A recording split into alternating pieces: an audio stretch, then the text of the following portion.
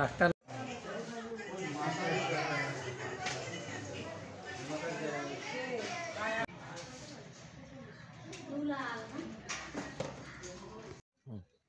আমরা রাত্রে 11টা বাজে এখানে আসছি।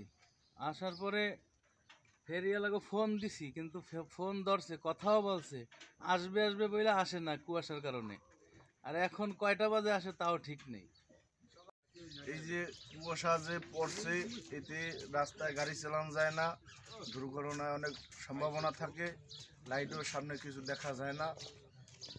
আজকে সকাল থেকেই প্রচণ্ড কুয়াশা এবং প্রচণ্ড শীত, এতে আমার বাইক চালাইতে অনেক কষ্ট হয়েছে এবং হেডলাইট জ্বালিয়ে খুব অল্প গতিতে আমি আসছি আর কি এখানে। এবং এসে দেখি যে খেয়াপাড়ে সমস্ত খেয়াই বন্ধ আছে, কারণ নদীতে প্রচণ্ড কুয়াশা, ফেরিও বন্ধ, এদিকে অনেক গাড়ির সিরিয়াল পড়ে আছে। তো এই অবস্থায় আসলে জনজীবন বিপর্যস্ত হয়ে পড়েছে আর কি এখানে। হ্যালো গাইজ, যাত্রা কি করছো ফেরিঘাট ট্রলারের লোকজন পারাপার করে, কুয়াশা পড়ছে প্রচুরভাবে, এই জন্য আর কি আবার চালাইতে পারতাছি না। আমরা আসছি যে খুলনার থেকে রাত্র মানে 8টার দিকে ছাড়ছি, এখানে আইতে 2টা বাজে। কুয়াশার কারণে ফেরি চলাচল বন্ধ। এখন রাত 2টার সময় আইছি, এখন সকাল 7টা বাজে, এখনও ফেরি মানে কুয়াশার জন্য ফেরি চল না দেখে আমরা এখানে বসে দিচ্ছি।